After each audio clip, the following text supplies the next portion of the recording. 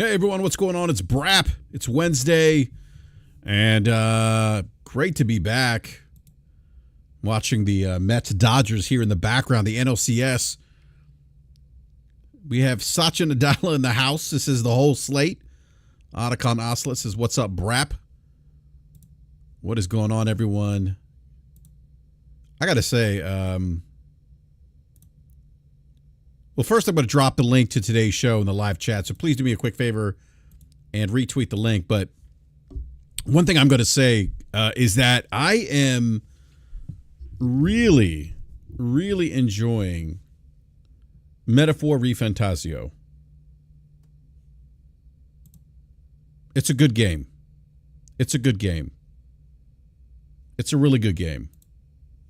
We'll talk about that in just a little bit here. And we do have some guests this evening. We have Creative Kofi, who just joined us here. I see Kofi here in the BRAP show. Kofi, what's going on, man? What's going on, brother? How are you? I'm doing well, Kofi. Kofi, quick mic check quickly. And we get to do before the show, so I just want to make sure I can hear you okay on my end. Yeah, you're breaking up a little bit for me, but testing 1 2 3 1 2 3 testing. Sorry if I'm breaking up. Hopefully it resolves itself. Actually, let me do something here real quick, Kofi. Okay. Let's try something here real quick.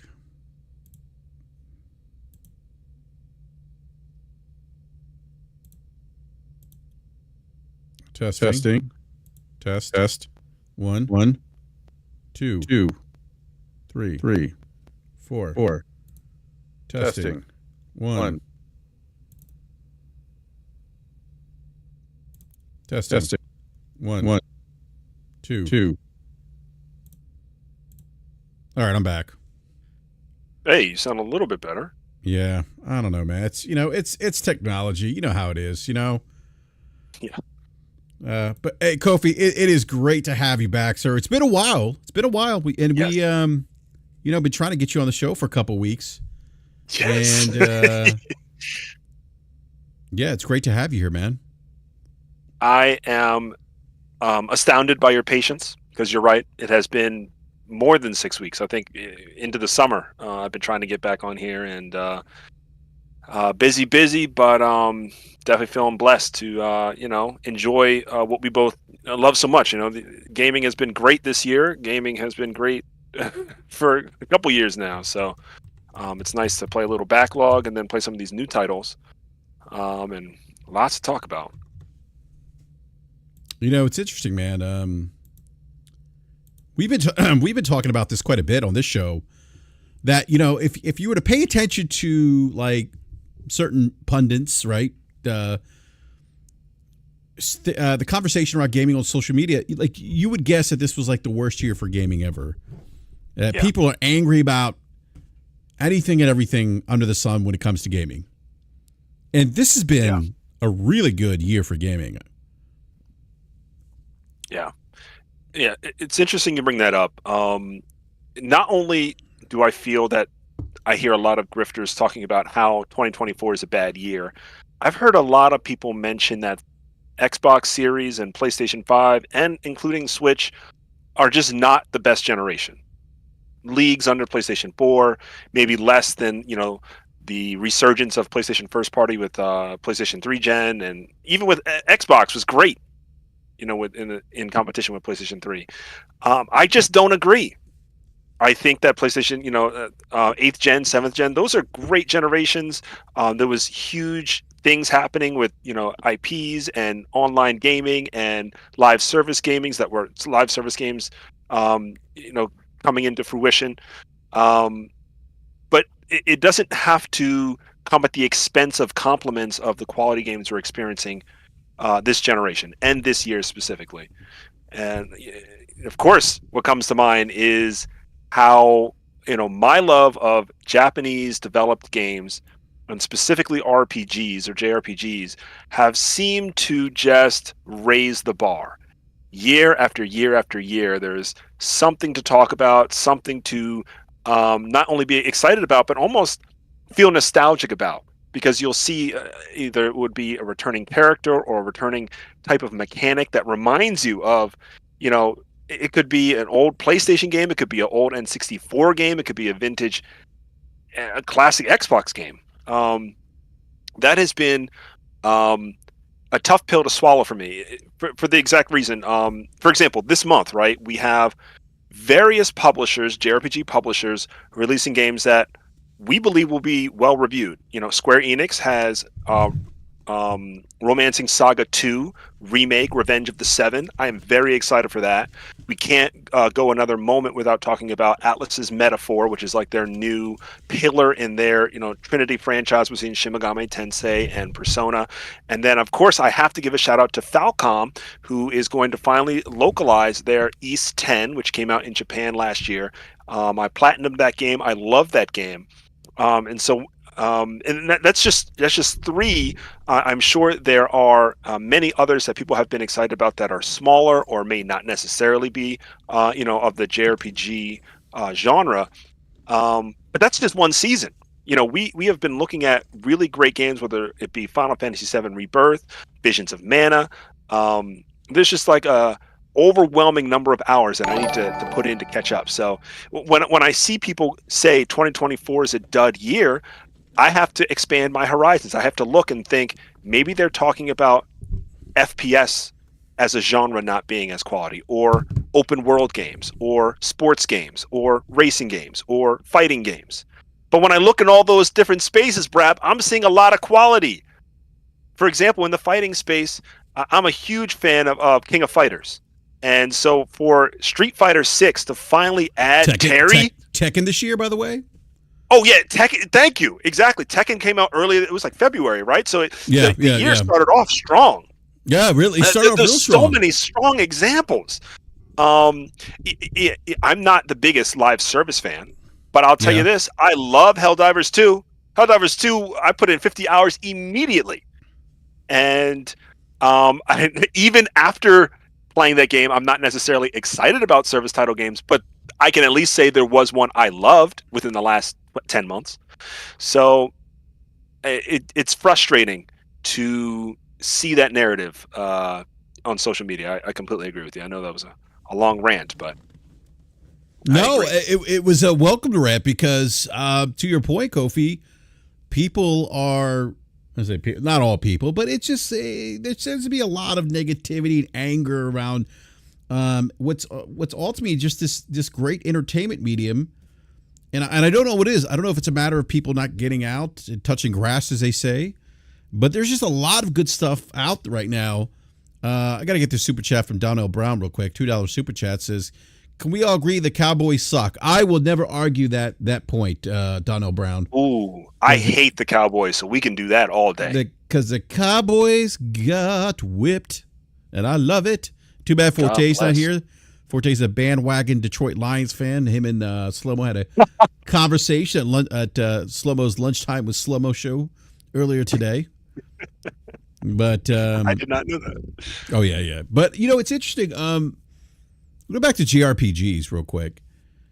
This has been, I almost feel like, for me at least, and you play more JRPGs than I do and have exposure to, because I know you import games from Japan that don't make it here, don't release stateside.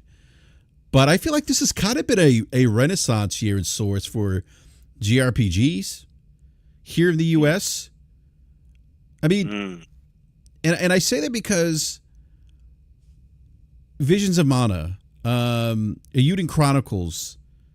Great point. What else? Oh God, I know I'm missing a bunch. Late last year, we got the Star Ocean 2 remake, which was like 2, huge. Yeah. It was so huge. But you have Final Fantasy VII Rebirth. You have, I know. What's it? Another recent one was the Octopath Traveler 2. I'm speaking more of like 2023, but like speaking to what you're saying, I feel like it's a little bit tough for me to. Well, I think your perspective is going to be different than mine because you're right. Because you're importing a lot of stuff, right? So like Yakuza, Like a Dragon, or was that this year, 2024? So Yakuza Infinite Wealth. Infinite Wealth was 2024. Yeah. So that Yes. came out. Hold on. Now I need to Google this. I'm sorry. Go ahead, Kofi. No, I mean You're saying. you bring up a good point. I've seen somebody make a very similar argument to you that like Eiyuden Chronicles finally coming out. This was like a darling that we had all joined the Kickstarter for. That was a huge release this year. And I got to think of like a game that just released DLC that came out late last year, which was, oh man, I'm forgetting. Sea of Stars. Sea of Stars came out, I believe it was last September. But the more I think about the JRPG influence, what I feel like is a rising level of popularity with the genre, I feel like it really blew up like 3 or 4 years ago and has only increased since then. There were several what I feel like dormant franchises that are being revisited through remasters, and it has caused the fan base to have more and more to talk about. For example, we just saw that Lunar is getting remastered, and Lunar was like a definitive JRPG experience for me. I remember just being in middle school, and after playing the first game, just waiting for the second title to come out, and it felt like forever, right? When you're I don't know 12 years old or whatever. That title was so important. So to see a title like that to come back is incredible. Now we know that Suikoden is finally getting its official remaster after being announced almost 2 years ago. Front Mission, more of a tactics type of RPG, but now we are getting all the Front Mission games on Switch, on PC, on PlayStation.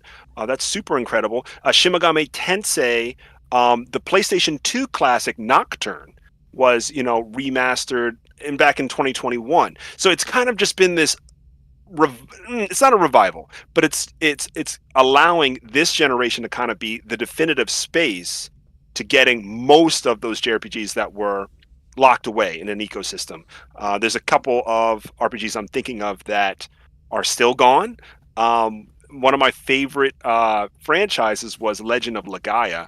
It was technically it wasn't first party PlayStation. It was under the umbrella where Studio Japan had assisted with development. And then, of course, that was on PlayStation 1. And then there was a Legaia 2 on PlayStation 2. And we still haven't been able to access those games at all. But on a positive note, Legend of Dragoon, was added to PlayStation Plus. That was a huge moment. Another big one.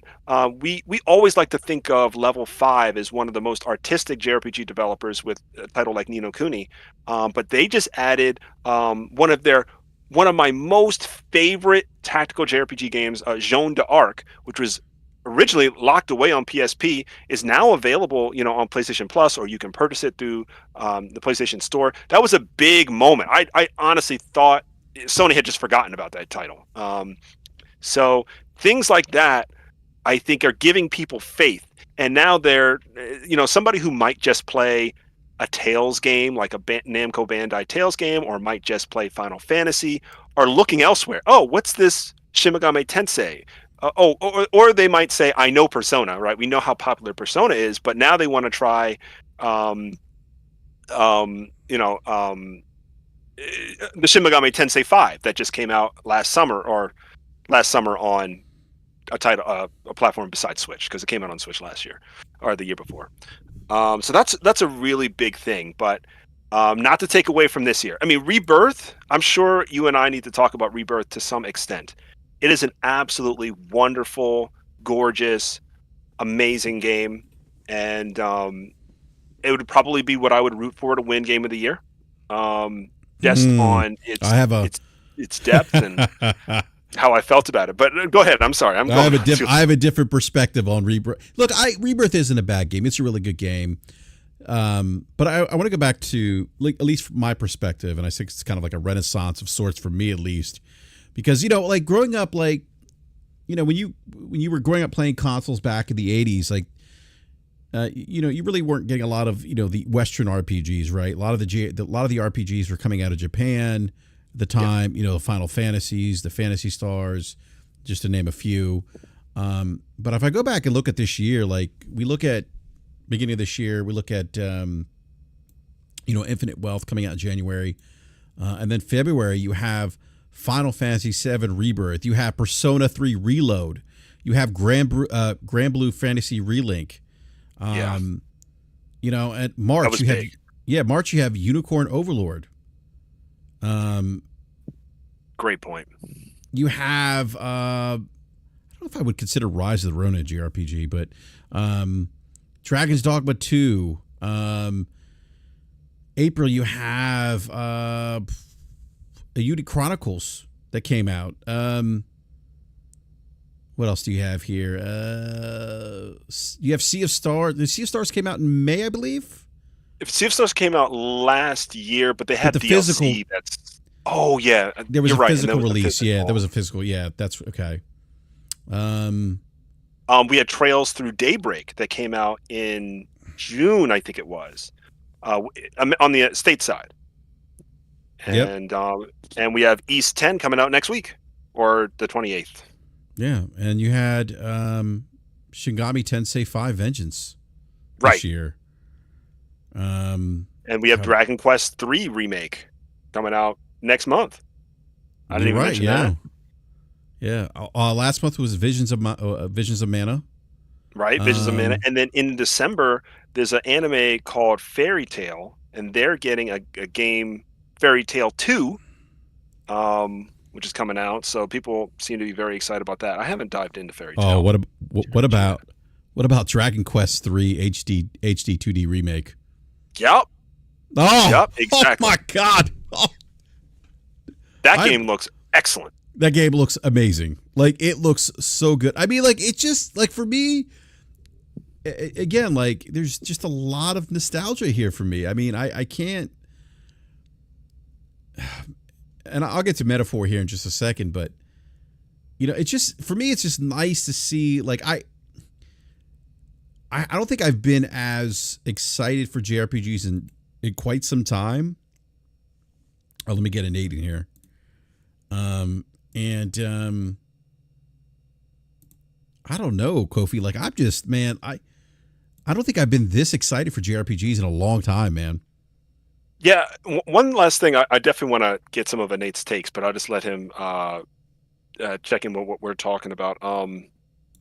During the PlayStation 3 generation, I honestly find many JRPG fans, there was some growing pains, because many of the vintage IPs that we were so much in love with on PlayStation 2 really didn't get sequels, or did not sell well enough on PlayStation 2 to get, their favorite franchise expanded on PlayStation 3.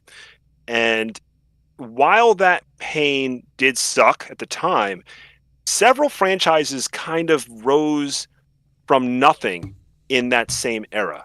I honestly, like, the number one series that I see fans talk about in all the groups I go between is the Atelier series. It started with Atelier Roranora, and when it first came out, I was like, I don't want to play this ditzy, looking character. It doesn't appeal to me, and I would give you 1,000 excuses as why not to try it. But I'm honestly impressed with how the series has evolved, because now they're kind of a staple in all of the JRPG genres that people like to choose between. People might say, I like Tales, I like Trails, or I like Final Fantasy or Dragon Quest. But the Atelier games have been very consistent, whether they are improving their own gameplay system, they're improving, their graphics, presentation, all these things. So, through that difficult time where, at least I can say PlayStation, well, I will say this, the cutting edge games that had high budgets were not very prominent at the beginning of the PlayStation 3 generation. But it gave a lot of smaller developers a chance to kind of come into their own and get attention that were for, I think, gamers that were looking for something unique. And so they've kind of come around 20 years later, and they look really awesome, at least in my opinion. So, well, I want to welcome Nate to the show. Nate, I'm gonna get into. I do want to talk about metaphor here just a little bit. But we're talking about JRPGs, the greatest genre that ever lived. But go on. Yeah, and like this is something I knew you wanted to talk about too, kind of the current state of RPGs. Mm-hmm. And I got to say, like, there's been a good flow of RPGs this generation. Absolutely. Because of my old age, it's hard for me to go back and remember all the JRPGs or RPGs in general last gen. There were some good ones, definitely some good ones. There were. There But definitely were. something to me feels different this time. Like there's just, and I was just saying this to Kofi, at least for me, like I've been gaming for about 42 years now. Mm-hmm. And I just remember we grew up playing JRPGs. That's what was around. And then, and then, later years, you started getting more Western RPGs onto consoles. But man, like, I just feel like something this year, we just ran out a list of JRPGs that came out. But there've been other RPGs that have come out this generation that have been pretty good too, that are outside that JRPG subgenre, if you will.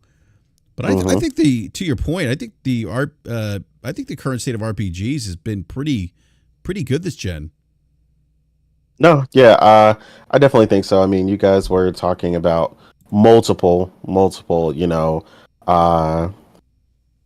the JRPGs that are coming out just this year alone. Even forgetting, Romancing Saga 2, which is the remaster that's coming out for that. It looks amazing, by the way. Yeah, that caught me up too. I hadn't really ever played those, and playing the demo, I got into that, and now that's on my list. That went from I'm curious about that game. Never played those to yep, that's another one. Then you had Nintendo also hitting us with Mario RPG, and Brothership is coming. Then they had the which I didn't pick this one up, but the origami one or whatever, like the Paper Mario remaster thing or whatever they came out with, that came out as well.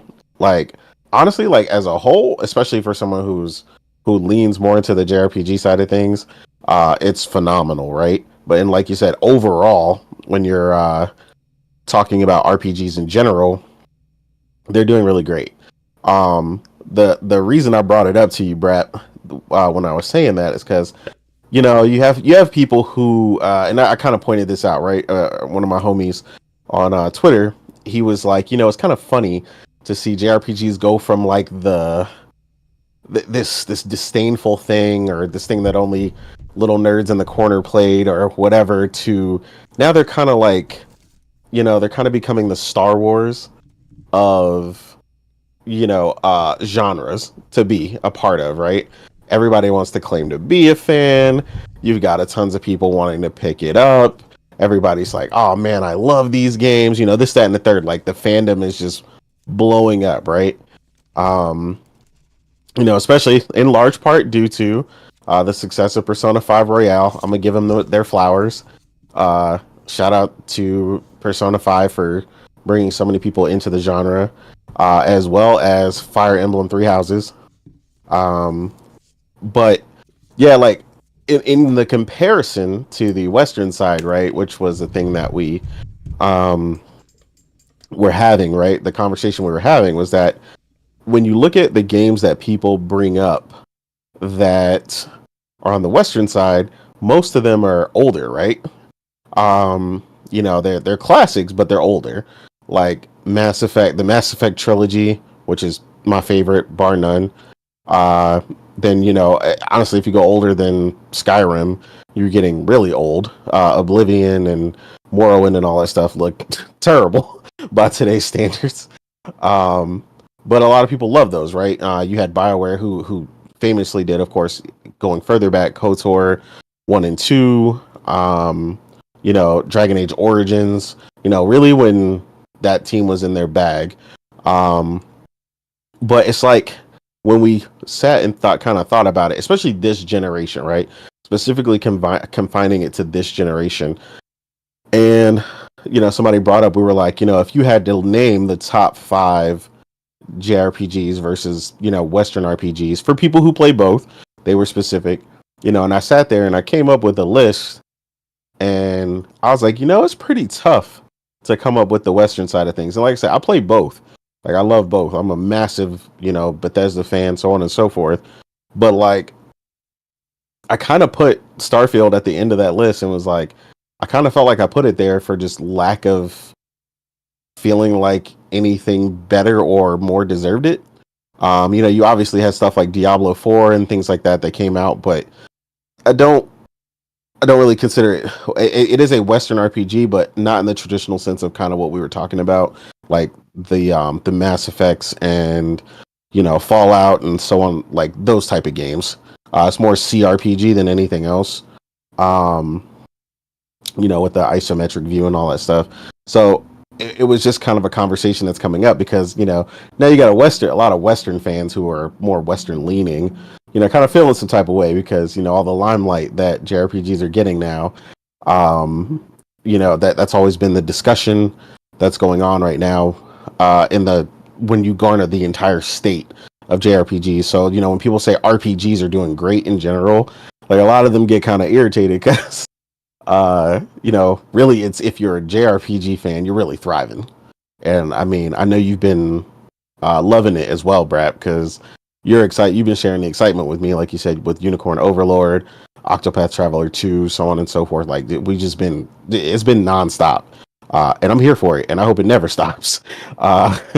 But, um, but yeah, just it was just really the conversation as a whole, how people are feeling, who lean one way or the other.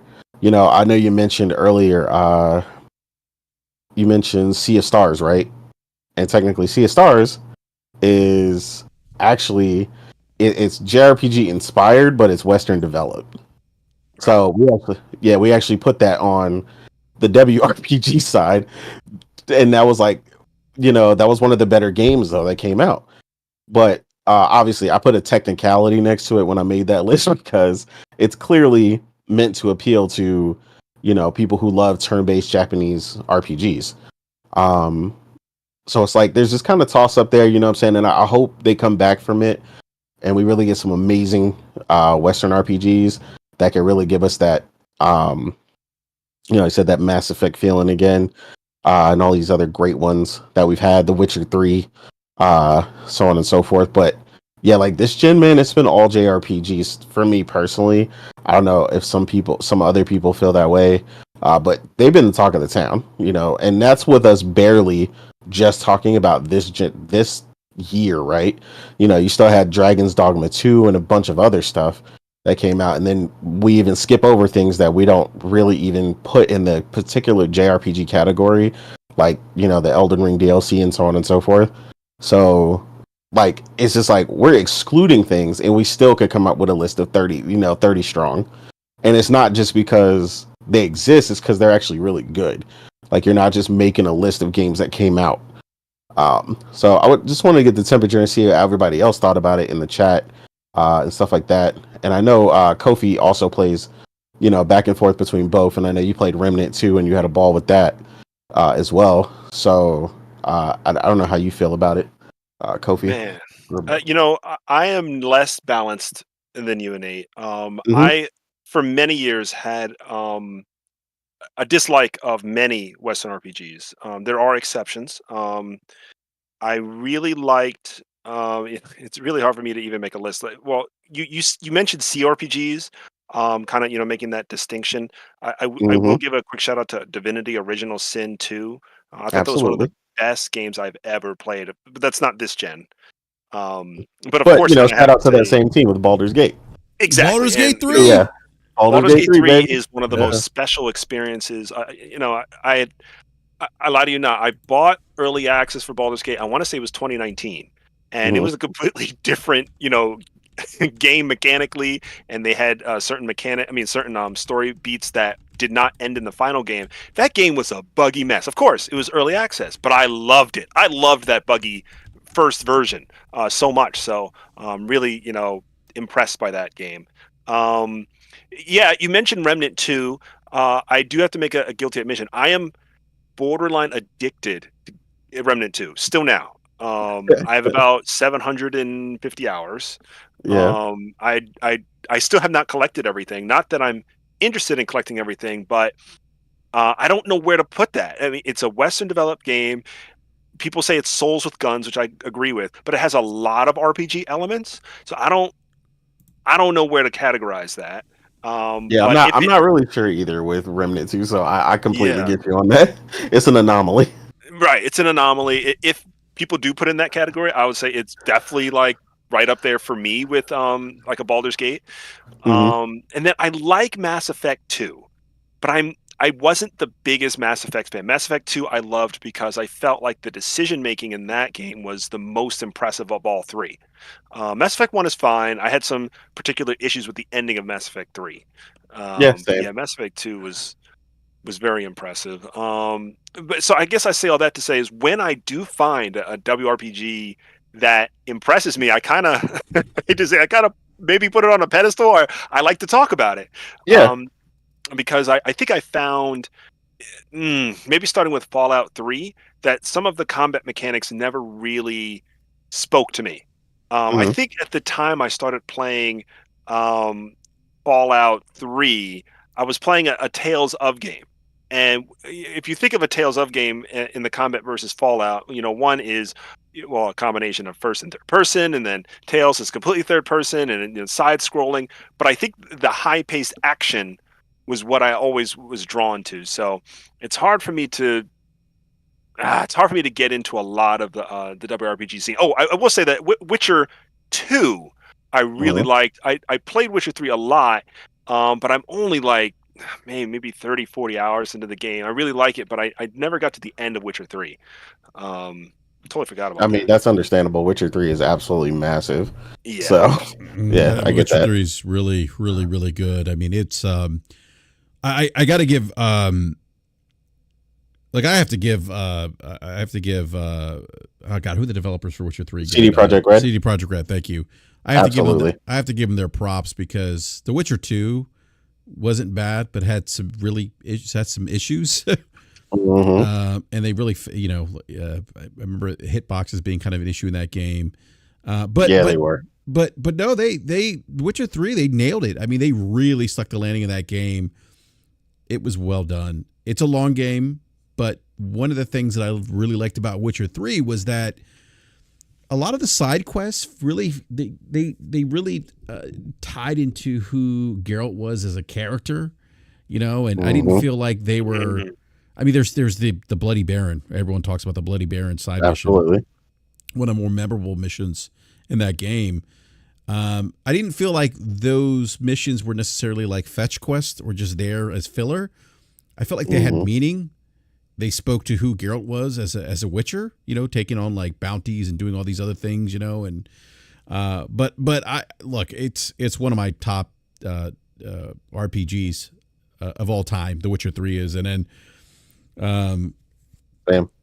but I do want to I want to pivot to some kind of back to Metaphor ReFantazio.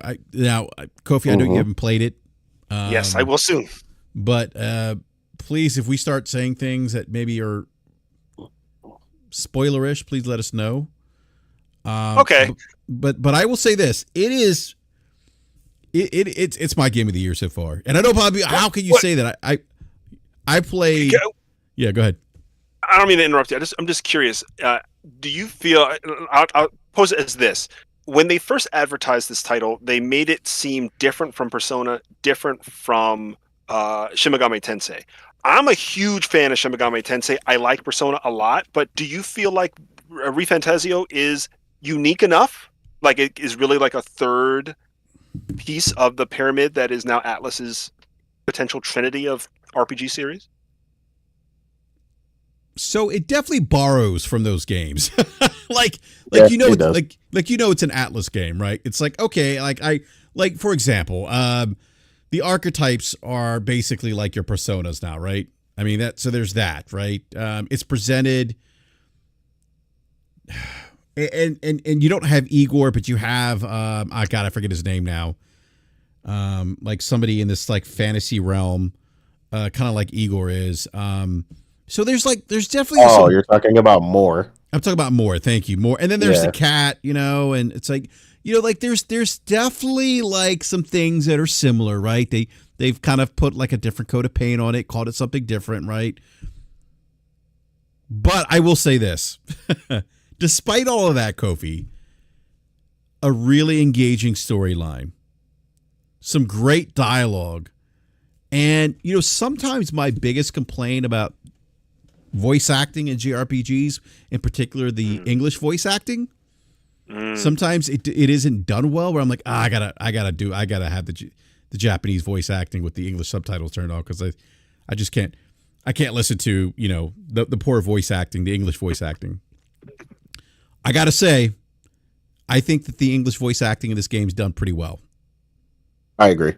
And so, it has, you know, that, you know, what Atlas is, that staple of that press turn combat system. And, you know, you have the archetypes, which are basically like your personas, if you think about Persona 5. And there's like different, you could share like the archetypes and stuff like that. There's different like loadouts and things like that. Again, very similar to what Persona, you know, you did with Persona. And then, you know, there's different kind of tactics and things like that you could do. You can actually change the positioning of your characters in combat. So it is very much like it's an Atlas game, right? But it's set in a more fantasy setting, in a almost like almost a medieval setting. Yeah, medieval. That's how I described it. Yeah, and so it's this medieval fantasy setting, and there's a lot of political undertones. Luca talked about this today. I thought it was a great tweet. I shared this with you earlier. Yeah, it was. But the game explores some themes of discrimination, a broken class system, societal issues. I mean, there are some things in there that kind of remind me of the current political climate here in the U.S. I don't know if that was done by design. The big bad monsters in Metaphor ReFantazio they're called humans. They don't look like humans.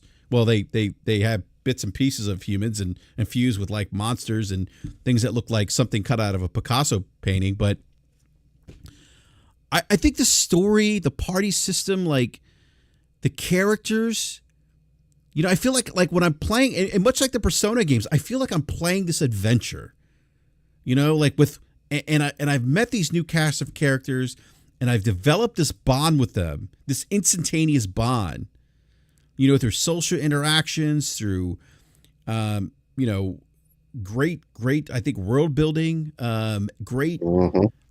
Storytelling. Characters are unique. They have their like different backgrounds and past, very much like Persona. We think about, you know, that being an Atlas game. It just seems like I'm on this great story, and there's this great sense of urgency, and just these like undertones, these politically charged undertones, narratives that explore like discrimination, a broken class system, this idea of this utopia of where, you know, all the different tribes are, you know, all on equal footing. There was something that really resonated with me where I just had dialogue recently where one of the antagonists, like a mini boss of sorts, was like, yeah, you know, like I used to believe that, like, you know, we could all be on equal footing, but we're not. So I'm going to exact revenge, you know, because when it became obvious to me, to this particular character, that they were basically sending, you know, different tribes who were viewed upon as, you know, lower class per se, into combat just to like use as like shields against monsters, you know, that created this anger, this hostility this antagonist had, and kind of was one of the reasons why he's following the main antagonist, who is you know, looking to kind of position himself like a dictator, like only I could save the world, much the way dictators often present themselves as, hey, don't trust anyone else but trust me, right? Because I can protect you. I can change it. Yeah, I could change it. And so and again, I'm not trying to get into any politics here, but it makes me think about like the current climate of things and, you know, the kind of fear mongering that we hear and this, with the racism, classism, things like that we hear. I mean, it's just a really, really good game, Kofi, and it's my game of the year so far. I love the combat, but I enjoy the combat persona. So, I figured I'd love the combat and ReFantazio. But there's just something about this game. It's not like it's not like an evolution of Atlas, I don't think. But it takes that formula and it builds a new game and it does it well. And like the anime style cutscenes, I absolutely love. Yeah, same.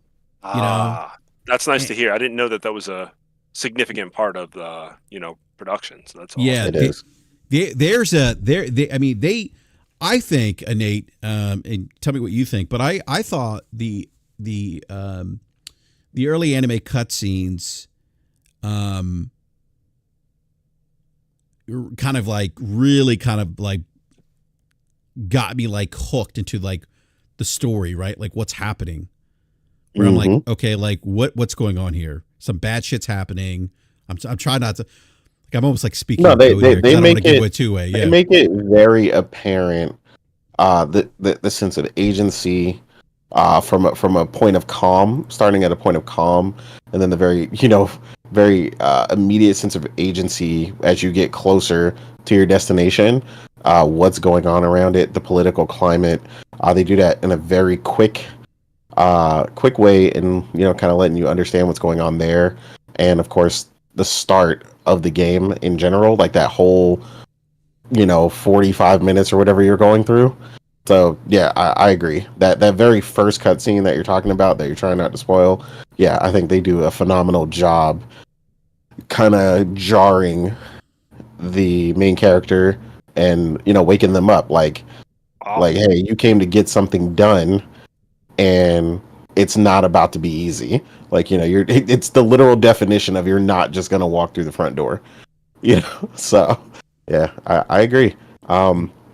It's funny listening to you talk about a lot of the things you love about this, because it's kind of interesting to see people get a glimpse of this stuff, and these are the kind of things that I've really loved about some of the JRPGs I was lucky enough to experience early on, because a lot of the things that you're talking about are actually in my favorite JRPG of all time, which is Xenogears. So, oh my gosh, yes, the political.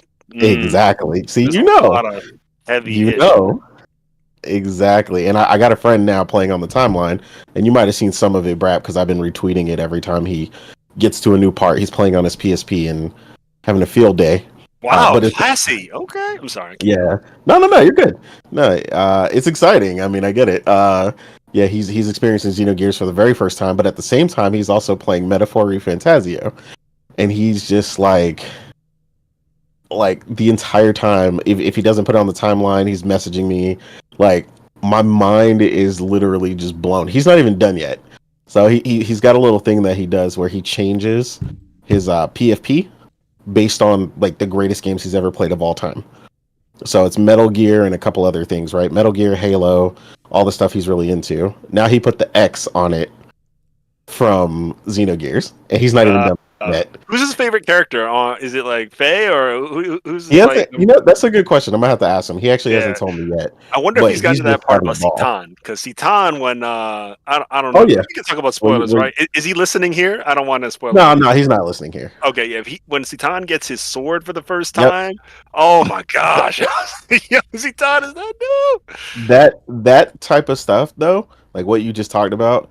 And I know BRAP is out of the loop on that one, but basically transition points, right?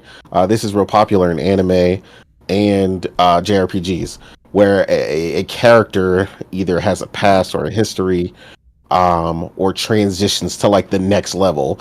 They become, that guy. Like you thought you knew who you was messing with, until that transition point, and then they, that character turns into an entirely different level of badass. Uh, but yeah, like your comparisons to, like I said, the political climate, the classism, all these different things that go on. I'm telling you, one day, Brap, I'm gonna get you to play. I'm gonna get you to play Xenogears, bro. I'm gonna figure it out. Whether it's an emulator or something, I gotta get you to play it because I know you're gonna freak out and you're gonna be like, "Hey Nate, what about I've been doing my whole life?" Um, it is absolutely in line with the things that you are loving about this, and it's ironic that it's one of the first JRPGs in a long time to score this high. And I've been screaming this game as my favorite for literally since 1998. I have a sealed, unopened copy of the PlayStation 1 game, because I was lucky enough to realize about a year after I played it how much I loved it, and I bought a copy and I never opened it, and I have it to this day. But yeah, like I said, a lot of those story elements, world building, music, all these things that you're falling in love with in this world that they crafted so well is what the best JRPGs have always done for me over the years. And to me, if anything, this is kind of a return to form for JRPGs reminiscent of the PS1 era, which is honestly just makes me smile, man. That makes me happy because it's giving people a glimpse at least into that world of people who didn't maybe play them specifically back then or get to play certain ones back then, about how great they really can be when you see someone work and hone their craft. Like you stated earlier, although you can tell it's an Atlas game, right? They took that and honed it into something else at an entirely new level. And what you stated with that to me is what I've been trying to explain to people, what I felt like Square needs to do with Final Fantasy. They need to stop, going around with 10,000 different ideas, sit down and really hone in on something and create this fantastic experience that only they can do. Because, like I said, make no mistake, when you pop in Metaphor and you play it for the first time, like Brap said, it's an Atlas game. Wow. But it is still different enough, and like you said, like you were asking, I think it's still definitely different enough that it could be a third pillar for them. I think if anything, a lot of people are actually afraid that are big SMT fans that they'll go Persona Metaphor and put SMT on ice because SMT didn't do that hot, right? Yeah, that's a shame because I think between Persona and SMT, I think I already mentioned it. I'm probably more SMT.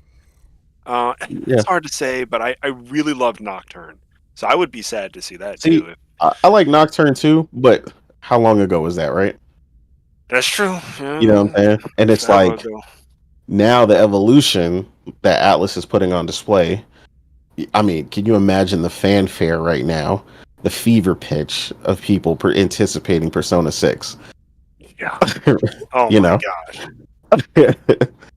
So, like, that's why I think it might be. And I'm a big person, JRPG gamer the way that you are as well. I don't read Japanese, but as far as like playing them and stuff when they're available here, and I played SMT5 Vengeance. It's one of the games I beat this year. I didn't beat the original, even though I own it, because the frame rate got on my last nerve on the Switch, which I've talked about at length. But yeah, I think honestly it's something where they could switch it up and they could push this entire series over and switch to these being their two mains for a bit. But they might even have something else in the tank that we've never seen. But yeah, you can actually, one of the things, and I don't know if Brap noticed this, but some of the names of the skills are actually the names of the skills you get from Personas. I was curious if that was going to happen because they bled that over. Yeah, like the skill that raises your attack power, raises your defense. The one that heals you is still a version of, it's like the lower version of the healing skill from Persona. So they definitely bled some of the DNA in here, but Metaphor is a game all its own by far.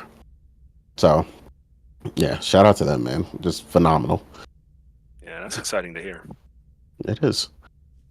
Yeah, I mean, I took that over, Brat, but you got it. No, I mean that's no, I love hearing about I love hearing about your experience with Metaphor ReFantazio. Mm-hmm. Yeah, and I think like I do think though I think I remember reading though that there's like with the archetypes in Metaphor, there's like there aren't as many archetypes as like there are personas. No, yeah, definitely not. And I think like I want to say like each archetype has like they have different class lineages. I know that, and I haven't gotten to all the lineages yet because I'm still early on in the game. So like I'm only 13 hours in. Yeah, same. Yeah, but I mean, they're all very familiar. I think you just said this, Innate. That there's a warrior, healer, mage, and thief. Mm-hmm. I've been using healer, mage, and there's another one. Is it knight or maybe it's a warrior? But I've been there's mixing a warrior and a knight, so yeah. Yeah. I don't know if I've been with using the warrior ability knight. to inherit skills, you can kind of mix and make up for things that maybe one is missing, or Yes. create like a tank that can heal, Yeah. and stuff like that. So yeah, it's an entirely different dynamic to the party system, and yeah, I love it. So I get where you're coming from on that. Yeah, but yeah, I mean, like the character relationships. I mean, we talk about those social systems in these Atlas games. I mean, that's still here. That's a component to help unlock and improve the archetypes. Like that's like one of the things that like the game teaches you early on. Like, hey, like keep that bond, that relationship, nurture that relationship because it will unlock other other skills that the archetypes can do and make them like more powerful, more or less. Yeah, that was actually something, by the way, and I don't know how far you got in Persona 3 Reload, that I actually didn't like about Persona 3 Reload, is the companion system was kind of regressive because there were so many benefits to your relationships in Persona 5 Royale. Like there were so many things like, oh, when you got to this level, they gave you more XP, they gave you more SP, they gave you like all kinds of benefits, right?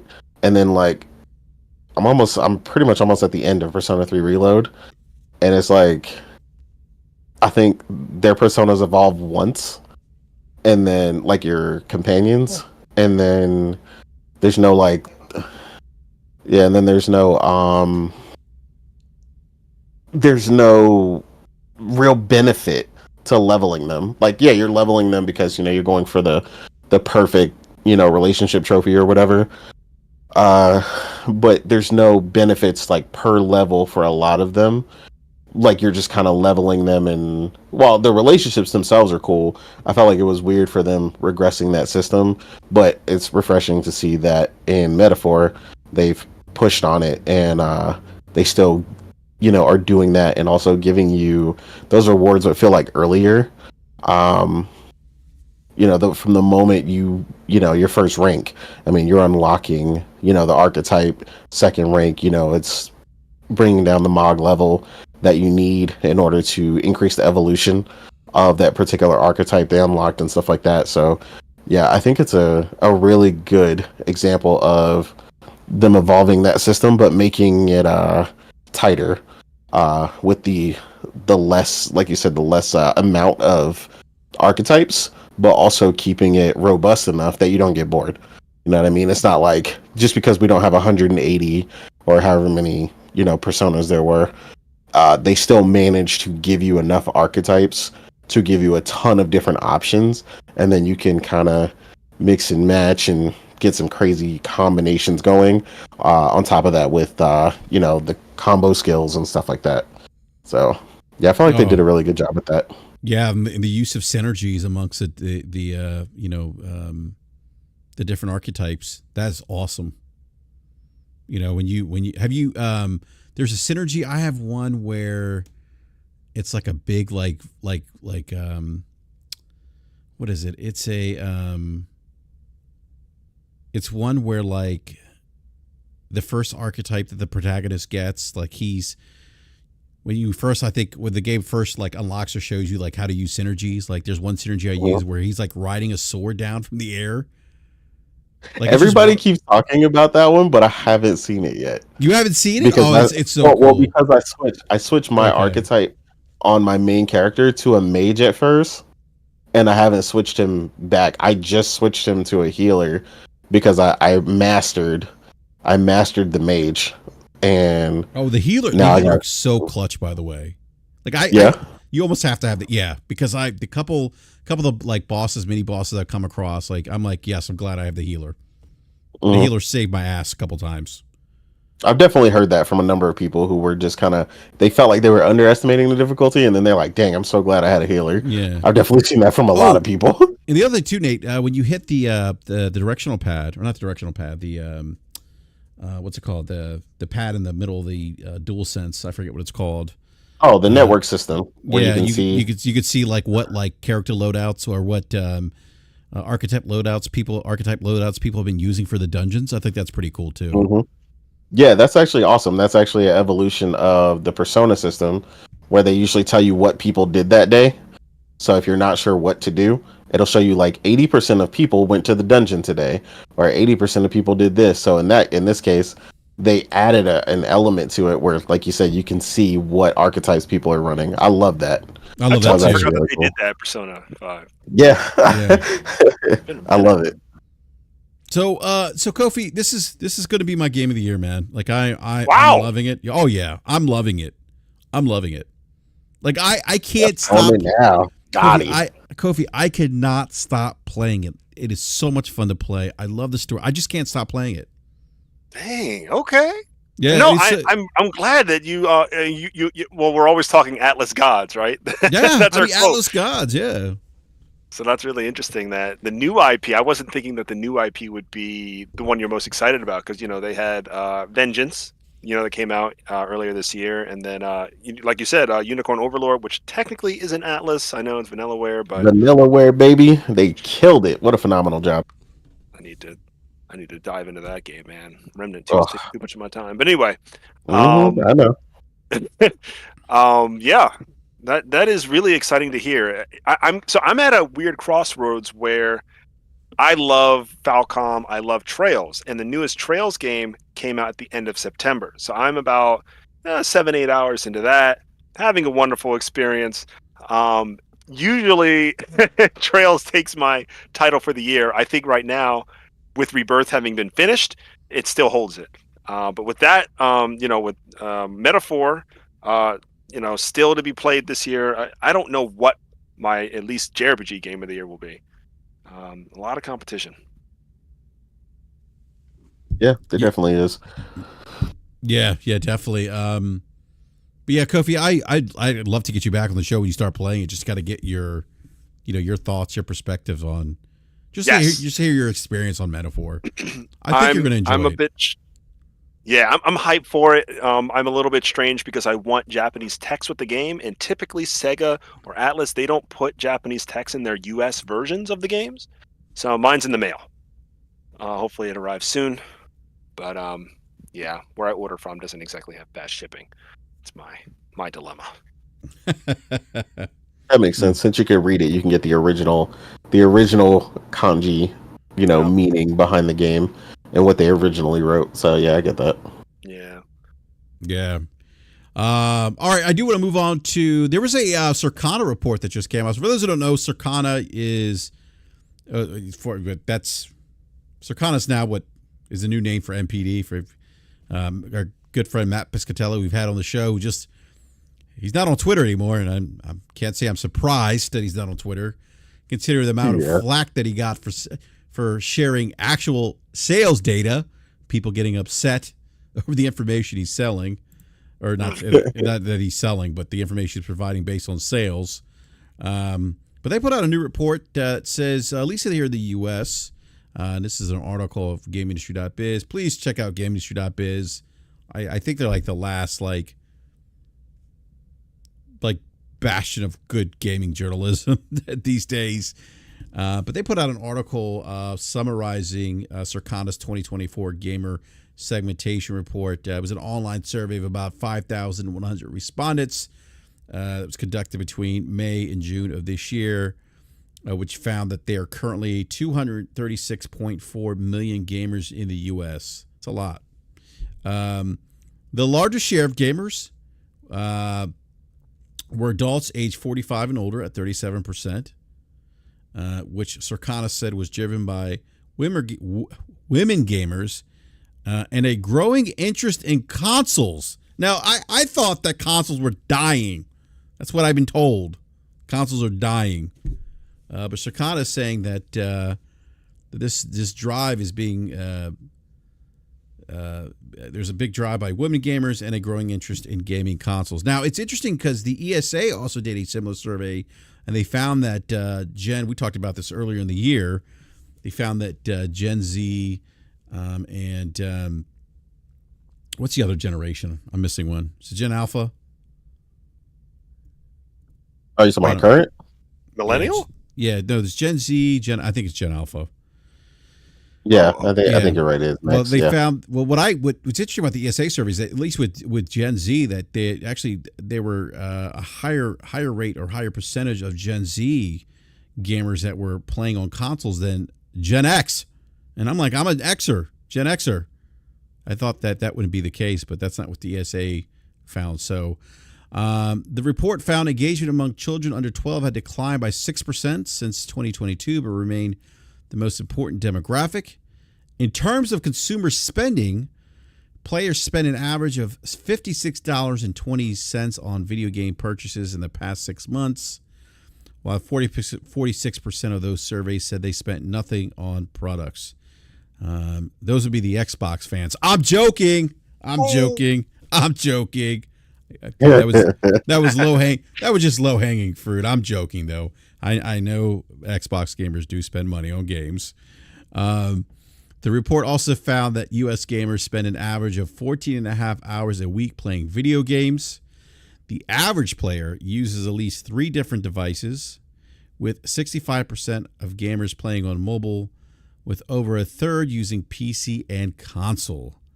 That's interesting. The average player's using 3 different devices. I'm not. I don't game on mobile, but certainly I'm using both PC and console. With PC being my primary platform to play games on. Actually, you know what's interesting, Kofi? Like I was kind of back and forth with like, do I play Metaphor ReFantazio? Do I play it on PC? Do I play it on PlayStation 5? Like, what do I do? And then ultimately for me, it just came down to the trophies on PlayStation. Wow. I just felt like I love it. Well, because I played Persona on PlayStation, so I just felt like, you know what the hell with it. I'm just gonna go, gonna get the trophies, and then Heck yeah. yeah, they had the demo, and then whatever time you put in the demo would those save files would count towards the retail release. So I went with the PlayStation 5. Usually I typically lean more PC when there's multi-plat games. So yeah, I mean this one for me was a no-brainer on console, and I'll tell you why. Because for one, I have an ultra wide, and I'm not for the side fixes a lot of PC people love to gloat about.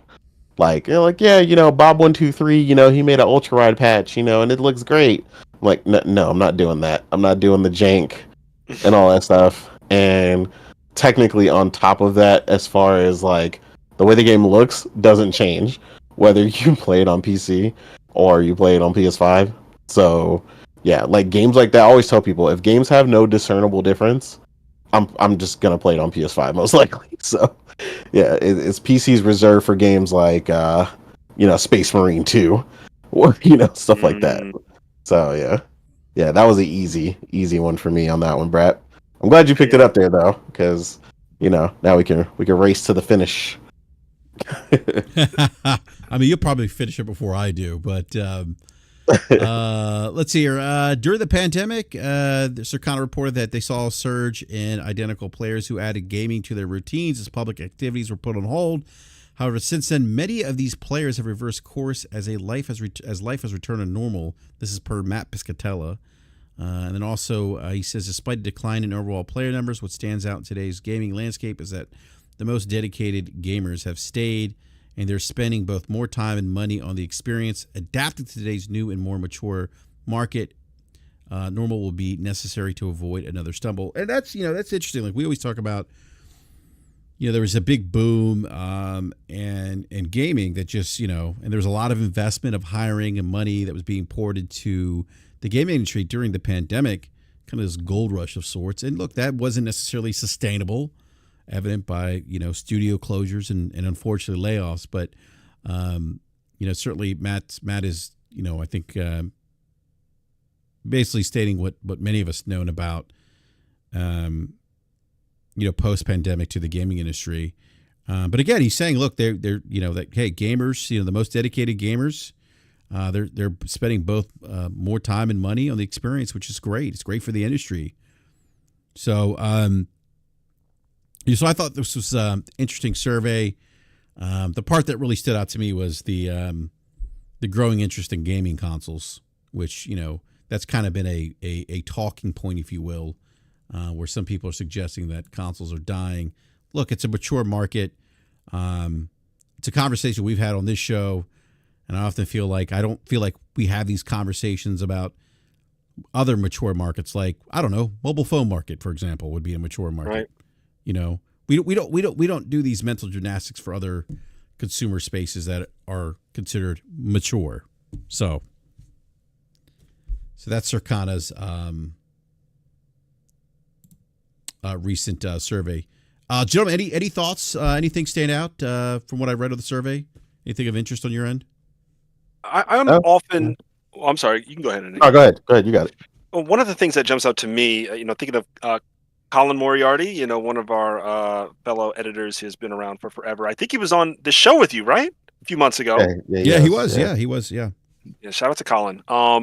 He had mentioned something about how in the PlayStation 3, between the PlayStation 3 PlayStation 4 generation, the mobile market was really expanding, and it did seem like there was a ceiling, or maybe a glass ceiling, for console sales, because there always seemed to be some sort of 200 million consoles sold in a generation between competitors, and that there was no way to go beyond that, and that mobile was going to really be the new market to take a lot of those consumers. But since PS3, since PS4, since PS5, it seems that keeping mobile gamers, or the loyalty of the average mobile gamer, is hard to capture or hard to predict. But console gamers seem to have there's a tried and true formula of keeping that customer base satisfied, or Microsoft to some extent, Nintendo and PlayStation know how to keep their customer base around and not just randomly playing Call of Duty on their phones. So the way Colin worded it was, he said that the console market is resilient. And, despite all of the negativity that came out in these last 15 years, it's really not changed much. And, I think if Xbox had done things differently, they'd also have very impressive sales. But we've seen with Switch, we've seen with PlayStation, they're able to beat themselves generation to generation. And, shout out to that. I have a PC. My PC is not as impressive as you guys. It looks nice. It's a 1080 Ti, Coffee Lake, from the dark ages at this point. But I used to have one of those. Yeah, I should send you a picture. It looks nice. Like if you saw it, you'd be like, "Yo, that's a nice build, Kofi." Absolutely. But I do prefer my console. It's just a simpler experience when I sit down. But I still have MMOs I play on my PC. I'm a long time Guild Wars 2 player. So that's why man, you're taking it way back. Yeah, Guild Wars 2, and they just got a new DLC. I couldn't believe it. I was shocked seeing Guild Wars 2 news. So yeah, I was like, what? Guild Wars 2 is back? So that's really cool. And then of course, like Baldur's Gate, and several other exclusives or things not on PlayStation, I'll play there. So I'll always have PC here as my second, and like things like Gears of War 5, like I have that on my PC, and many other things. So but PlayStation will come first. So I'm excited to hear the news that you had mentioned, Brad. Well, it's interesting. You talk about what Colin mentioned, the console market being resilient. I mean, look at the console market during the pandemic, post-pandemic. You know, in light of 30-year highs of inflation globally, right? Impacts the supply chain. I mean, like, consoles are still doing pretty well. Yeah, you know, absolutely. like Sony saying, and so I mean, Herman Hulse had a presentation to investors, saying, hey, look, the PlayStation 5 generations are most profitable to date. I mean, and I think what it's funny, a lot. Big shout out to Game Logic. Logic and I were having this conversation. There was an article he shared with me about, Apple's strategy. And again, we talk about the mobile space being mature, Apple kind of being in a mature market. And typically what happens when companies, have these, these defined ecosystems, that are more or less mature in mature markets or spaces, and they have these dedicated consumers, growth is really going to come, financially speaking, is going to come from selling those consumers more things. And we see this with Apple. So we on this show, at least, we've always said that, at least with PlayStation as a home console, it's very much like a luxury, like Sony presents it as in my opinion, at least a luxury item, for people who want high-end console experience, high-end, console accessories, much in the same way that, Apple sells these, things to, folks that are in that walled garden of the Apple ecosystem. And, and that's how they're going to generate more money. That's how they generate more money in these mature markets. They sell the existing consumers more things. That's why we see the Pulse, the high-end Pulse 3D audio headsets. Why we see the PlayStation Portal, which is like I think it could be wrong. I think it might be the top selling accessory now for PlayStation. It's either that or the DualSense Edge, or maybe the DualSense. I'd have to go back. We talked about this a couple weeks ago, but and then you look at on Amazon, the PlayStation 5 Pro within is a top selling PlayStation accessory right now. So I mean,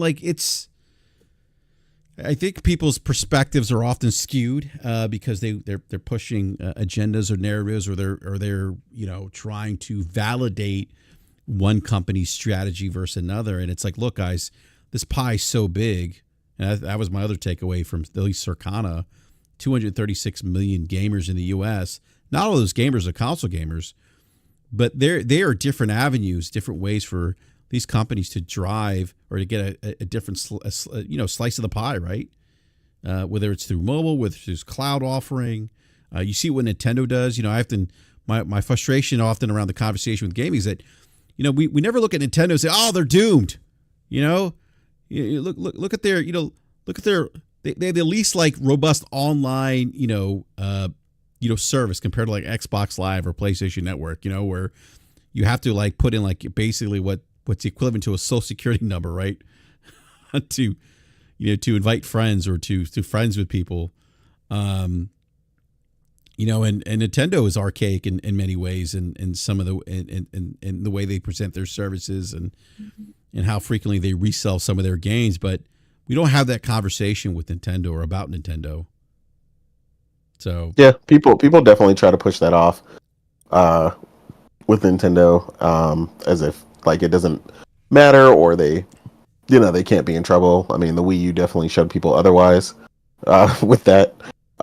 And hopefully, I'm really hoping, speaking of their online service, that they definitely get that together, because the amount of frustration that I experienced purchasing Marvel Ultimate Alliance 3 on that console, and the fact that I could not communicate to a single human being unless I knew them personally on Discord frustrated me to no end. Just I can't even send a message or anything. I never wanted to walk up to Nintendo headquarters so bad in my life and just find the nearest person who thought this was a good idea to have zero communication ability on the Switch. But yeah, I'm hoping they do something with that in the future. I'm like, look, at least can we sign an agreement or a pact that we're willing to communicate with each other or something? I need something. I can't do this whole no conversation thing next time. But Yeah, like you guys said, yeah, I mean, Colin was on point that it was resilient. You know what I mean? Also, it's more consistent than anything, which a lot of people take for granted. Um, you know, I remember recently the Warner Bros. People talking about the AAA market being volatile, and I was like, no, it's actually really stable. You just got to make a good game, um, which was ironic because he ended up eating them words shortly after they launched their next live service game because that's what they were chasing, and that failed miserably. And then they immediately announced, they were going to work on Hogwarts Legacy 2. Look forward to it. And I was like, yeah, I bet you are, because you saw how phenomenal that game did. I was like, how do you go from outselling Call of Duty on a game and then think, yeah, our answer next is to go live service? I was like, nobody asked you for that. Like keep creating great single player experiences on console, especially PlayStation, because we will support it. It's just that simple. You're guaranteed those couple million sales you need, and even more if you're lucky. The way that Hogwarts Legacy was, so like I said, going on to sell over 20 million. Well, you can do it. Yeah, well, I do disagree with one thing, Nate. I do think to an extent the AAA game development. I don't know if volatile is the word I use. It's very difficult these days. That the budgets are expensive. I mean, it's not easy. When he said volatile, I think more so the mobile market. The mobile market is littered with the ground of those that have tried for it and failed. Right. I mean, but gaming in general is difficult. I mean, like we threw out a number. I think it's 5% of all games ever released are actually profitable. Only 20% of games that go in development actually end up being released retail. Which is crazy, because if you've looked at the amount of games that get released per month, it's staggering. Like games that no one even really talks about. Like if you just look at the release window, especially on Steam, right? Because Steam is easy to self-publish. Like I'm just like, some of these games have got to come out and just get lost in the sauce. Like somebody's got to. I couldn't imagine the competition. Yeah. Like even on something like Steam, where there's a focus on things being a game versus the Play Store or the App Store, and it's already tough on Steam, to get attention. But on the App Store, there's just so much stuff like that you have to compete with. I just couldn't imagine. Yeah, this is a lot. I mean, Steam. I mean, like you're right about Steam. Like Logic share the number how many releases of how many like games are released on Steam a year. It's absurd. Like there's a lot. And it's interesting. You brought up Colin. I think Colin. I could be wrong. I believe Colin's actually argued that there's too many games. Yeah, I remember him making that argument. Yeah, because they really argue like there's only a finite time that people have gaming. Like we just saw the statistic, right? 14 and a half hours on average, right? And that's average. 14 and a half hours a week that gamers per Circana in the U.S. are spending gaming. There's always, and then Strauss-Zelnick, who's talked about, gamers in general, they have data that shows gamers probably buy 3 to 4 games a year, and they'll spend about 35 plus hours in each game. Mm-hmm. Yeah, I'm definitely an outlier in that case. Yeah. So I look at the live chat here, Bobby. I disagree with you. Exclusives suck for consumers, but good for business. I always side with consumers. Look, yeah, I disagree with that. I disagree with that because often exclusives are often, especially first party, are often games that really tap into hardware. And often usually are really the games where we get, all the bells and whistles, visually speaking, where we get, the best performance. So I'm not, I don't, like, I guess, Bobby, like, do we have this conversation about with Nike? Do we say Air Jordans shouldn't be exclusive to Nike? That Air Jordans are bad for consumers? That's what I'm saying. Like, I feel like we often have different conversations for gaming than we do other consumer products that we probably engage with on a daily basis as consumers. in my opinion. I mean, again, I'm with you, Nate. I don't think exclusives are necessarily bad for business. I think obviously they're used as differentiators. You know, we don't. Well, I think when people forget the development side of things, and they just think of things on the consumer side, right? Like, this is the difference often with us who have these conversations and having a better understanding about where a lot of developers are coming from, and we have that concern for them because we know how many times have we heard from a dev where it's like, you know, hey, we could only afford to launch on one console or only afford to launch on PC first, and then, you know, hey, because of the success of this, we're now able to make those ports or whatever, and based on the sales data of the potential for those platforms, now we'll make that move. Everybody's not EA. Everybody is not, you know, Capcom. So no, yeah, people say exclusives suck because you don't have access. Well, here's the thing, Bobby. Like Bobby says, I don't know. I feel like buying 3 different $400, $500 devices to play all software is a good thing for consumers. Well, it just means you're not that. There's certain consumers that will buy all 3 different devices, and there's others that will not. The key here, Bobby, is that you don't have to buy them.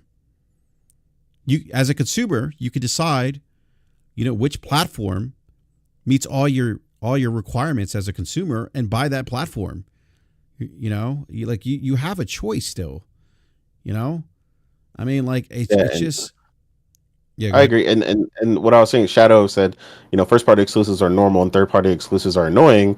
And I'm like, I mean, I get that you say that, but a lot of the games people are begging for half the time are games that were exclusive, and the reason they're as good as they are, and they are the game that people want so badly, is because of the exclusive nature in which they were developed, right? Famously, one of my early frontrunners for Game of the Year, Stellar Blade. The director himself and owner of the studio went on to state the game in its current state would not have existed without the help directly from Sony themselves. This is talking about marketing. This is providing testers. This was providing programming assistance. Like, people don't like developing, again, like what we were talking about initially with this was developing AAA games is not easy, right? And, you know, Stellar Blade, again, like I said, would not have been what it was without that exclusivity. And it's not just the exclusivity of the fact that it was a benefit for PlayStation themselves. It was a benefit for the studio to work on a single platform and develop to maximize on that single platform, and then spend the majority of the time, you know, on developing the game and not on debugging 2 to 3 different systems and trying to create ultra wide support for PC and trying to do all this other stuff and mod support and all this other stuff that developers have to do or people expect from a consumer standpoint. Yeah, exclusives, like, I get it, because like I said, you want it on where you want it. And look, if they're capable of it and they're the Capcoms and they're just developing Resident Evil 67, cool. But everybody's not like that. There are a lot of emerging developmental talent that needs to be nurtured, that has to go through growing pains, that can only develop for one system. And they need to, if they can only develop on one system, they need to maximize that particular system from not only a developmental standpoint, but a sales standpoint.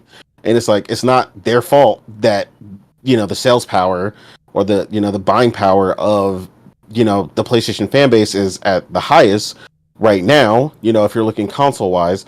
And, you know, if for a current generation title, not something old like on that would be on the Switch, or you are looking to self-publish, and you are a smaller studio, which again, they typically go with Steam and they self-publish, or they get a deal with Epic. Like, these are the realities of these companies. They are a business first and foremost. They have people they have to employ, people's checks they got to pay in order to get these games developed. So yes, while you may not like it, you definitely may not love it. Like, a lot of these games would not exist, period, in any form if these deals didn't exist. That's the reality of it. All right, I do want to move on to the Xbox Series X 2 terabyte console. Galaxy Black has come out. Currently available. $600 beast?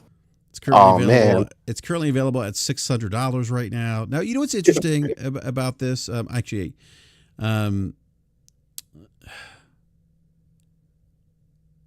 you know, I see people like asking like, who's this for? You know, who asked for this with this particular console?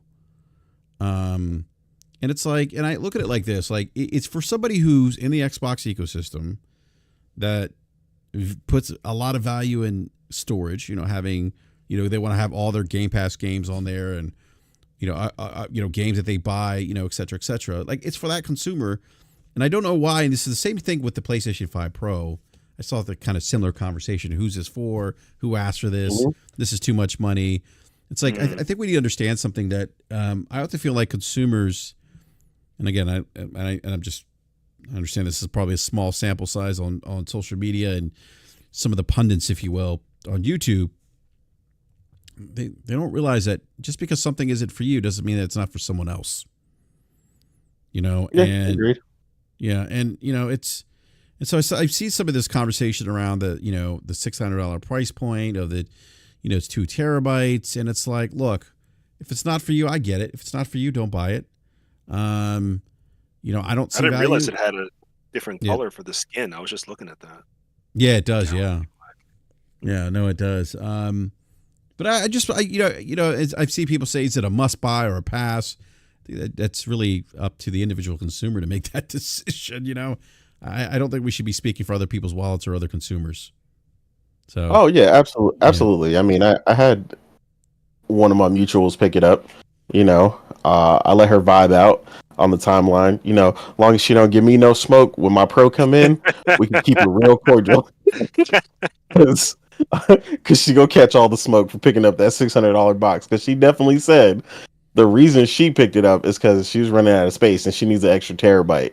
So I was like, well, I got way more reasons than that to pick up my pro, so I don't want no smoke. So Yeah. we can keep it cordial, and yeah, I ain't sweating people. People can spend their money how they want to. Like I'm not worried about that. Not at all. I ain't pocket watching nobody. Now, I do have a quick question Yeah. though, Yeah, go ahead. because I do agree with the Innate. The expandable storage for Series X have those come down in price? Because I know that might be a stipulation for So anybody. they have, but she said that hers was full. Oh, So oh, you ain't really got no more options because oh. so basically she wanted more storage and that's the only way to get it at that point. She already had a 2 terabyte card and they don't get no bigger. So Oh, she already had a 2 terabyte card. and they're not, shoot. Yeah. and they're not even cheap. They're not cheaper. They're not. They're still very expensive. Like they're Really, still- they haven't come down in they're price. still expensive by they've come down in price from what they were, No, but they are still I'm seeing expensive them by at. comparison. I'm seeing the Seagate 2 terabyte expansion for Xbox for $250 at Best Buy, and then I'm seeing the Western Digital 1 terabyte Okay, yeah. storage Definitely not expansion bad. card for the Xbox at $150. Yeah, so the Yeah. Seagate one is the one that would have gone down because that was the original. Yeah, the the Western Seagate's Digital one was later. The Seagate's $200 right now for 2 terabyte, and Seagate 1 terabyte's $150. Yeah, so that's still expensive. I think what I've seen them most of the time is because Wario will tweet them, Wario64, and when he tweets them, they're usually on sale. So Yeah. you could definitely catch them on sale, but yeah, they're definitely expensive compared to traditional SSDs, particularly the ones that are for the PS5, which require some of the more higher read and write speeds from a Gen 4 SSD. But yeah, it's way more affordable. Like I paid 226 for my 4 terabyte SSD. So yeah, yeah, I'm definitely glad PlayStation made that decision. Yeah, I'm actually, you know, that's actually an area. It's so funny. I remember people were like, "Oh, that's such a terrible, idea. Why did PlayStation do it?" You know, and it's like, look, guys, it's an option. I think from a cost perspective, I prefer that them going that route because you can get like a 2 terabyte SSD Gen 4, for under $150. Mm-hmm. And so I mean, obviously they've come down in price. That wasn't necessarily the case at the launch of a PlayStation, but Yeah, I mean, definitely wasn't. yeah, I mean, but they've come down now. The Seagate ones have definitely have kind of really haven't changed in price per se. Yeah, no, Maybe the crazy thing that I saw early on was someone bought. Me and my best friend were laughing about this, but someone on Twitter posted when they bought a Sabrent 4 terabyte for their PS5 like early on, and it was $999. that's And I was like, insane. yeah, it was insane. But I was like, see, that's why I don't be sweating other people's pockets, because for him, that was affordable. For me, absolutely not. Yeah, I would have been like, nope, I'm good.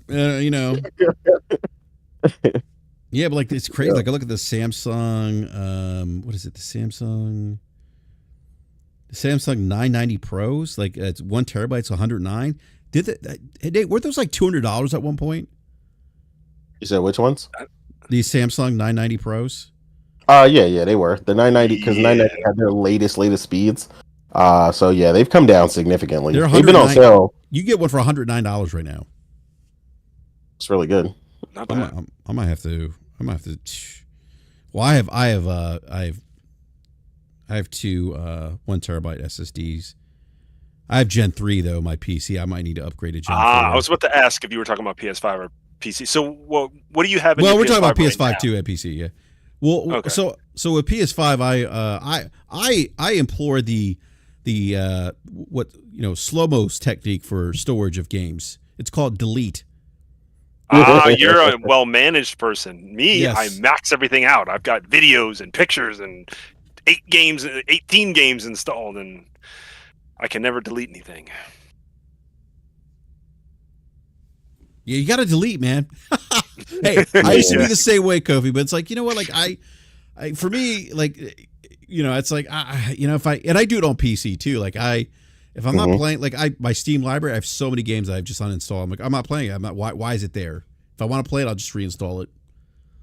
I mean, I was like that, and then I got 6 terabytes of storage because I just couldn't do it. Oh, nice. That was what you just mentioned you had bought? Well, no, I mean, I have 6 in. Well, I'll have 6 in both eventually. So the PS5 Pro will have 2 internal, and I have a 4 terabyte external. And then in my PC, I have 6 terabytes of SSD storage. So I have a 4 terabyte SSD. They're all Gen 4. So I have a Western Digital SN850, 2 terabyte, and then I have another Gen 4, and I think that one is in my PC, and that's the 4 terabyte, and that one was from Corsair, I believe. But yeah, man, I try to do the delete thing, and I definitely delete, like right after I beat a game, I'll definitely delete it. Like Stellar Blade, I got the platinum, I deleted it immediately. But it's getting to that point. That's the struggle with with all the games that have been coming out. Like the onslaught of games has just made it very hard to do that. And on top of that, the struggle, and BRAP also knows the struggle when you not only play a lot of these games, but you play a lot of long games. So you're like, dang, I'm trying to finish something. Yeah, I will say this. Speaking of onslaught of games, this is about to be October is about to be the biggest month for Game Pass, and I say that because Black Ops 6 is coming end of the month. I mean, it's going to be. I mean, that's arguably the. I don't think you guys would disagree with this. The biggest game that's ever released in Game Pass. Absolutely. Yep. Unquestioningly. Yeah. That being said, I don't know if I'm going to be playing Call of Duty Black Ops 6 day one release. I'm definitely not playing. Definitely not playing. For ReFantazio. Yeah, it's all metaphor. And JRPGs for the win. Would this be the first time that you've not picked up a Black Ops game day one? No, it's not. So maybe less so over these last few years. You've just been like, I'll catch it next, the next week, month. Yeah, I've just, I'm not, as I've gotten older, I've gotten away from, and really this is kind of more of a time thing for me. Because if I'm going to do Call of Duty multiplayer, like I don't like to go in there and just be like ass, like I'm going to put in time. You know what I mean? Like, because that's not fun. It's not fun to like, get your, get destroyed. Right. So I'm just aware of the time commitment, and that time commitment takes away from other stuff I want to play. You know, I am interested in the Black Ops 6 campaign though, the story, because there's there's a lot of, you know, political, you know, I think Ronald Reagan's in the game, if I remember correctly. So there's that, you know, there's some things there from a historical perspective that are of interest for me. So I'm definitely going to play it, but probably not day one, you know. So I say that, but I say that now, that could change. You know, I may get that itch because it's quote unquote free in Game Pass. I might say, what the hell, it's there. I might as well just download it and play it for a little bit. But yeah, I mean, I definitely want to jump in the campaign, but yeah, like you said, I'm the same way. Like if I'm gonna play the multiplayer, I'm nonstop. Like I've got to be good. Like I refuse to be cannon fodder. Like I'm dropping 20 and 2, you know, at least. So yeah, and since I can't do that because I got too many single player games to play, it's not happening. Yeah, that's the thing. It's just time. Yeah, Kofi, you're not. Have you played any of the previous Final Fantasy games? Or not Final Fantasy? I'm sorry, it's a dumb question. The Call of Duty games. No, man. The last one I really fell in love with, you guys are going to laugh, World at War from 2009. Understandable. Understand. I know a lot of people, that's like still their favorite. So yeah, like I'll be honest, I thought I was making a statement by not buying Call of Duty games because I felt like the annualization exhausted the series. And I remember chanting way back before, you know, podcasts on, you know, other communities, oh, you know, Call of Duty's going to die, you know, they can't keep doing this. And look how wrong I was. So I still kind of make that statement. I don't really buy their games. But, you know, I do kind of miss like the first person shooter space. I mean, I love Battlefield still. So that kind of scratches the itch. But it does feel kind of strange now that I haven't experienced much of the recent, you know, Call of Duty games. Yeah. So let me ask, like, what do you guys think the impact of Call of Duty is going to be on Game Pass? I'm gonna be realistic with you. I'm gonna base this on actual data. So prior to them purchasing Activision, Xbox accounted for under 6% of revenue. So revenue-wise, at least from the Xbox perspective specifically, I don't really think it's going to have much of an effect. The real question and the real issue for them potentially is revenue loss on the PC side. Are PC going to purchase it? PC people going to purchase it, or just, you know, pay the $10 and play via Game Pass? So I think that will determine or show a real big difference in you know, their potential revenue wise anyway. I think that'll be the biggest thing, because it's like, I know they want the support, and they may get, like you said, those initial numbers boosted, but it's like, how long do you retain those people? You know, especially with COD lately, you know, a lot of people have kind of fell off of it. You know, they had the resurgence with Modern Warfare 2 because it was promised to be, you know, bringing back old school Modern Warfare 2, which wasn't really true. But yeah, it'll be interesting to see what happens. They said I don't think the Xbox perspective will have an effect really at all based on, like I said, previous revenue. But PC will be the big test to see if people purchase it or just dabble via Game Pass. So I'm interested to see how that goes, and I think that'll be the biggest, you know, dent in things. But yeah, I mean, I think more so the other thing is they also have to contend with all this competition. I feel like gamers have diversified a lot more lately in not only their multiplayer experiences, but especially their single player experiences. So I think COD, you know, while it will still sell well, you know, and do okay via Game Pass, I think the long term is like, how long can you keep people interested when there's all this greatness out here to play? I don't know, man. It's COD. So. I mean, it is. I mean, I don't think. I mean, yeah, I think it's going to do gangbusters retail, as it always does, because it's Call of Duty. I don't know. I think there's going to be some knock-on effect to subscribers positive for Game Pass. I don't think it's going to be as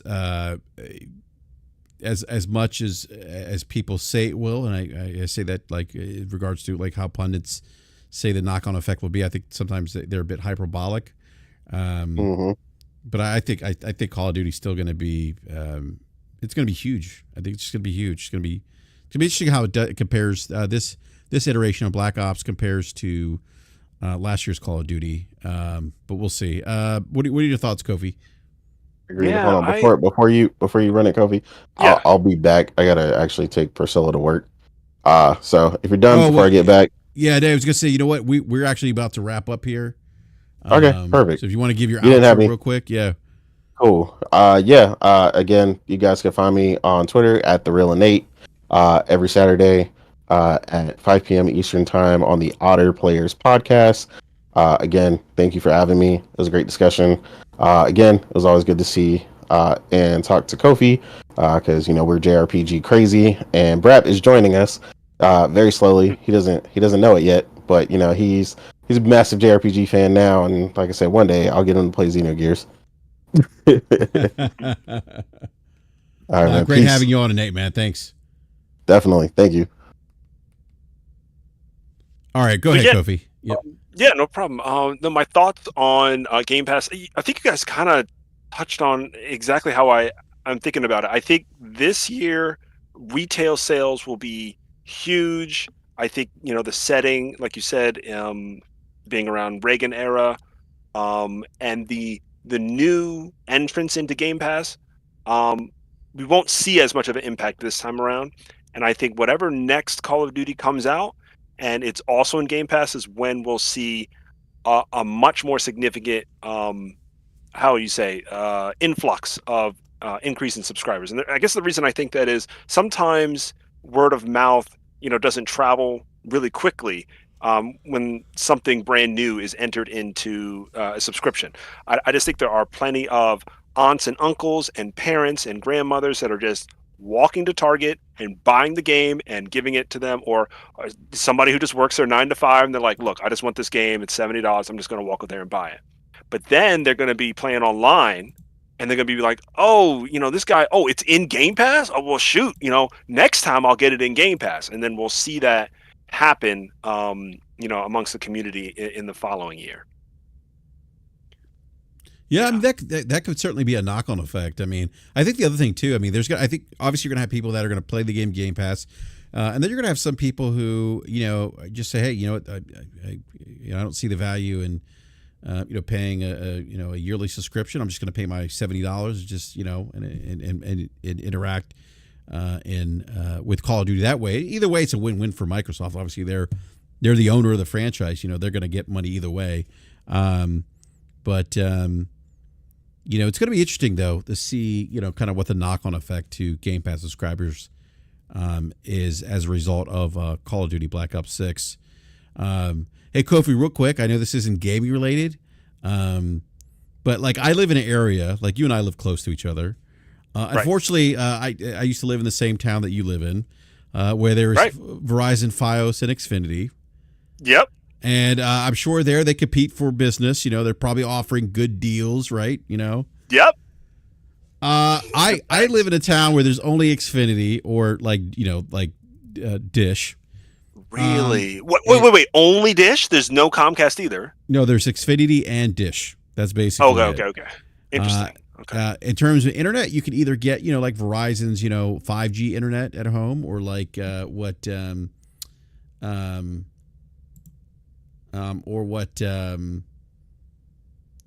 is it?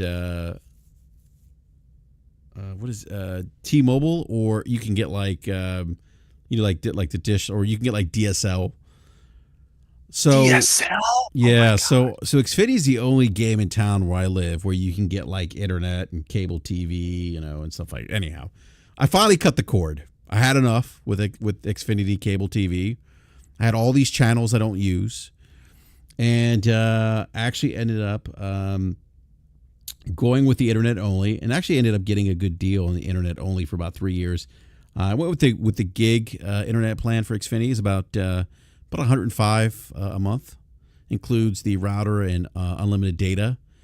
And you know what I did? I decided to subscribe to YouTube TV. Wow. Okay. And I've saved myself about $100. And that actually, I'm going to keep my subscription to Disney Plus and so no sports package with that. You're not going to do the sports. Oh my gosh, Otani just hit a bomb. I got the Mets and Dodgers in the background. Shohei Ohtani just hit a bomb in the upper deck. I think you just answered my question. So you have sports networks. You have, well, here's the thing. Like, you have the option of 4K, right? Some 4K, watch 4K games or games in 4K on YouTube TV. I'm watching the Mets game in 4K. And so I was actually using, because I have a Roku device, because the Roku actually has the Xfinity app where I didn't want to pay the $10 a month, whatever it was, for another box in my gaming room for my OLED. So I would just use this Roku device that had Xfinity on it. And where I could watch, like where I could stream all, I could watch all the Xfinity's, programming or access Xfinity that way. So even with Disney Plus, Netflix, the internet, and YouTube TV, I'm saving about $100 a month, man. And let me tell you something, YouTube TV, I'm enjoying it. I like it. It's not too, I felt like the channels I had on Xfinity, I never used. Right, and it's some 800 channels. Yeah, right? I have about 100 channels here. It's good, and I get to watch some games in 4K, and I get to pick between Baltimore Metro or DC Metro, and I picked DC Metro so I can watch the Commanders games. Oh, interesting. Yeah. So wait, remind me, how much are you paying for YouTube TV? It's $73 a month. $73 a month. Okay. Yeah. So I've cut the cable in 2017, but now we just kind of piecemeal Netflix and Peacock. So, but we don't have sports, and we miss like ESPN, Monday night games for football. So it's interesting, what you're mentioning, because that would include, like, you are able to watch Monday Night Football, right? Yeah, I watch. Oh yeah, Monday Night Football, baseball. Yeah, that's pretty good. Yeah. Caps games. The only thing my understanding is I won't be able to watch Orioles games because they are on Masson. Oh, and that's only sucks. That's only on Xfinity and Fios. So, but that's fine. Yeah. Like, whatever. Like, it is what it is. Yeah, I can't get everything. Yeah. Okay. Yeah, but I'm watching the NLCS in 4K right now, and I got to say, even streaming through the YouTube TV, the resolution's actually better than watching TV through Xfinity. Like, the picture just seems better. Yeah, that's definitely encouraging to hear, because I haven't really done much with trying to subscribe to anything except for Netflix and Peacock. But like, for example, we picked up Peacock for the Olympics, and that was a huge win. But now we're missing out on all these Monday night games. It's pretty annoying. So, yeah, I think we're about to do something. Yeah. Change Anyhow. it up. Yeah, I just wanted to Sam says I have YouTube TV as well. But yeah, so I just wanted to share that real quick. But anyhow. All right, Kofi. Well, look, man, I want to thank you again for joining us this evening. Great to have you back on. Great conversation about JRPGs as always. Absolutely. Thank you for having me. It has been a while. I have a whole slew of JRPGs to go through and post comments about. I was playing another niche JRPG called Remnant. It was not well reviewed on Metacritic, so I can't say, grab it off of that. I'm about halfway through the Japanese import, got delayed with other things, so now I have to catch up. There's a lot of catching up to do, but so much to be excited about. And like you said, Dragon Quest is on its way. Less than a month away. It's going to be huge. That might be the biggest game of the fall that people talk about. So, what a great year for gaming, I think. Yep. What a great year. Anyhow, but But no, Kofi, seriously, man, always great having you on. Got to get you back on again, hopefully sooner than later. Can't wait to talk Metaphor ReFantazio with you. Again, my game of the year so far. Absolutely. All right, and big shout out to everyone. Sorry, go ahead, Kofi. I was just going to say, no, looking forward to it. Looking forward to our follow-up. The Atlas Gods. The Atlas Gods. So, also a big shout out to everyone in the live chat. Thanks for hanging out with us tonight. Really appreciate it. Great conversation in the live chat as always. Please let us know in the comments section what your game of the year is. And if you played Metaphor ReFantazio, please give us your thoughts in the comments section as well. And please hit that like button. If you're new, consider subscribing and hitting that bell notification so you're alerted when we go live. And yeah, I will probably do another. Actually, I'll probably do a BRAP rant probably Friday afternoon. So just keep an eye out for that. If you want to give me a follow, you can follow me on X, Twitter, BRAP_podcast. So on that note, we're out. Everyone, thank you so much for watching the show. We will catch you next time.